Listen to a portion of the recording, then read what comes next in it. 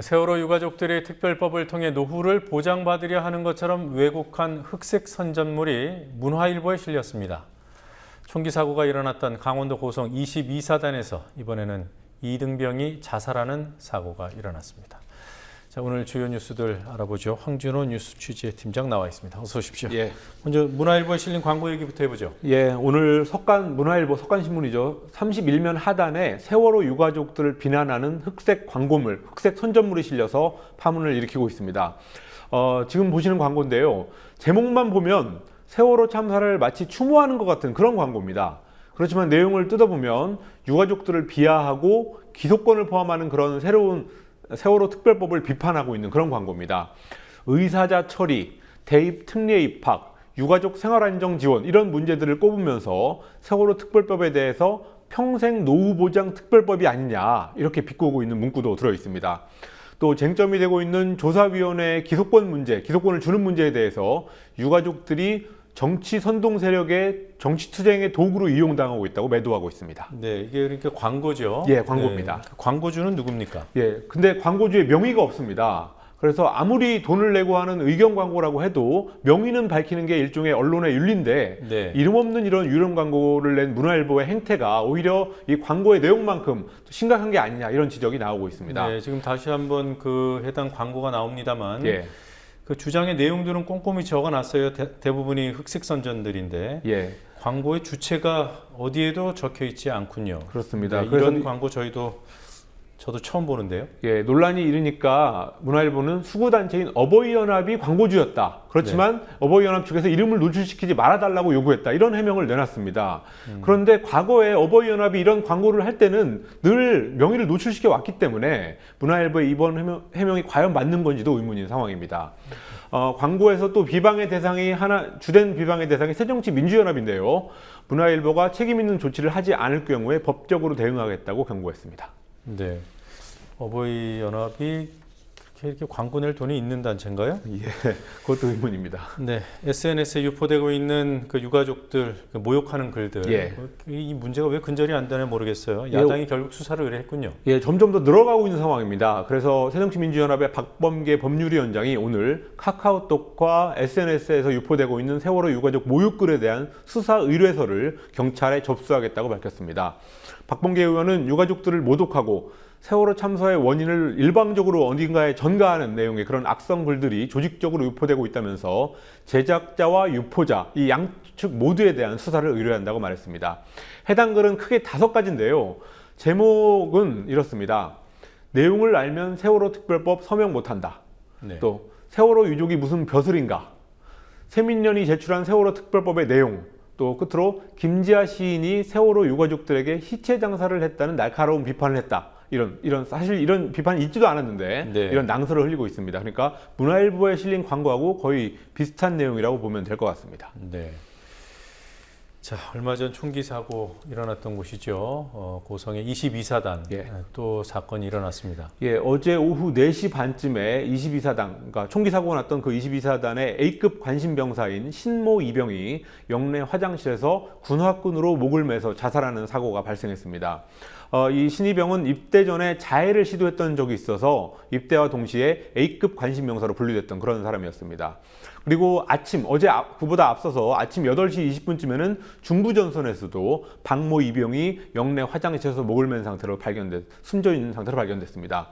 박 이병은 지난 6월 부대에 전입했었는데 우울증 증세로 사단 의무대에서 2주 동안 약물 치료를 받아왔고 A급 관심병사로 분류가 됐었습니다. 이렇게 관심병사라는 그렇게 분류된 병사들이 잇따라 자살을 하면서 군의 이런 관리제도에 대한 논란이 일고 있습니다. 지난 6월 22사단 총기 사고 후에 군이 심리검사를 강화하고 또 관리제도를 개선하겠다라고 발표를 했었습니다. 그렇지만 이렇게 어제 잇따른 자살 사건이 일어나면서 군이 할 말이 없어지게 됐습니다. 네. 자, 그리고 이게 통합진보당 이석기 의원 사건이요. 내란 음모 사건으로 불리는 이 사건에 그 최고위 성직자들, 각 종교 교단의 최고위 성직자들이 탄원서를 냈어요. 예, 일단 오늘 있었던 재판 소식부터 먼저 말씀을 드리자면 예. 서울고등법원에서 내란 음모 혐의를 받고 있는 통합진보당 이석기 의원 등의 항소심이 열렸는데 검찰이 1심 때와 마찬가지로 징역 20년을 구형했습니다. 근데 그에 앞서서 어제 4대 종교 최고위 성직자들이 이석기 의원에 대한 선처를 호소하는 탄원서를 법원에 제출해서 이목이 집중되고 있습니다. 네. 탄원서를 제출한 사람들은 최고 천주교 염수정 추기경 그리고 조계종의 자승 총무원장, 한국기독교교회협의회 총무인 김영주 목사, 또 원불교회 남궁성 교정원장이었습니다.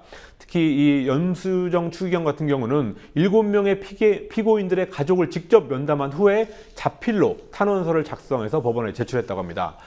이번 탄원서 같은 경우는 천주교 정의구현 사재단이라든지 그런 일종의 진보 성향의 단체가 아니라 각 종단을 대표하고 있는 최고위 성직자들이 사회적인 이슈에 관해서 처음으로 한 목소리를 낸 그런 이례적인 일이라고는 평가가 나오고 있습니다.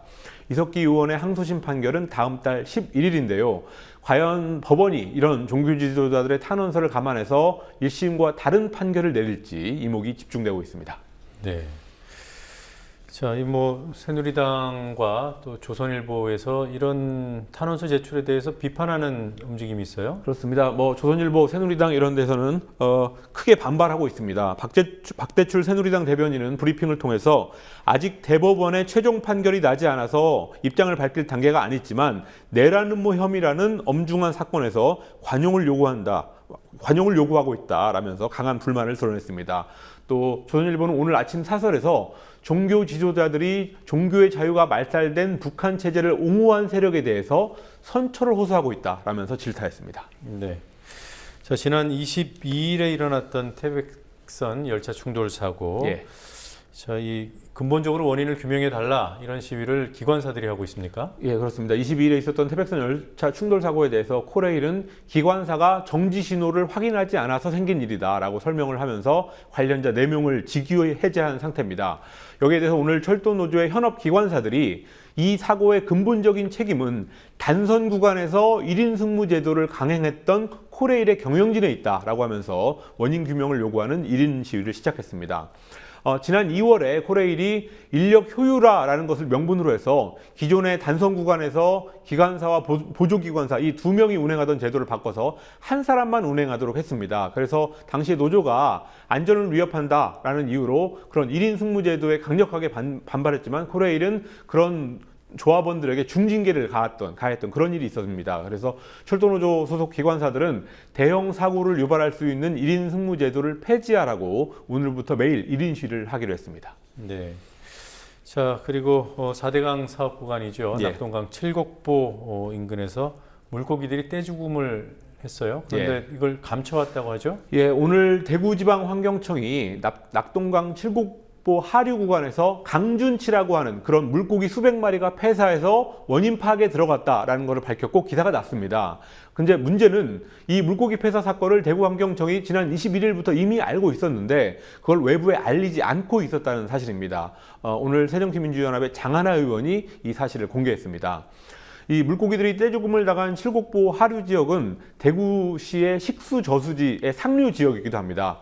장하나 의원은 오늘 자료를 요구하니까 대구환경청에서 서둘러서 언론에 먼저 자료를 배포하고 원인 규명에 나섰다라고 장하나 의원이 주장했습니다.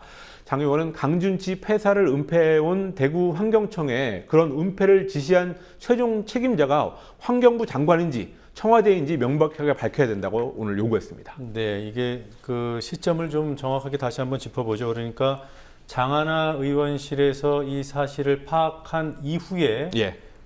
대구지방환경청에 보도자료가 나온 거예요. 그렇습니다. 오늘입니다. 그 파악한 것도 오늘이고 보도자료가 나온 것도 오늘입니다. 네, 의원실에서 자료를 요청한 뒤에 보도자료가 나온 건가요? 그렇습니다. 네, 알겠습니다. 자, 오늘 여기까지 듣겠습니다. 수고하셨습니다.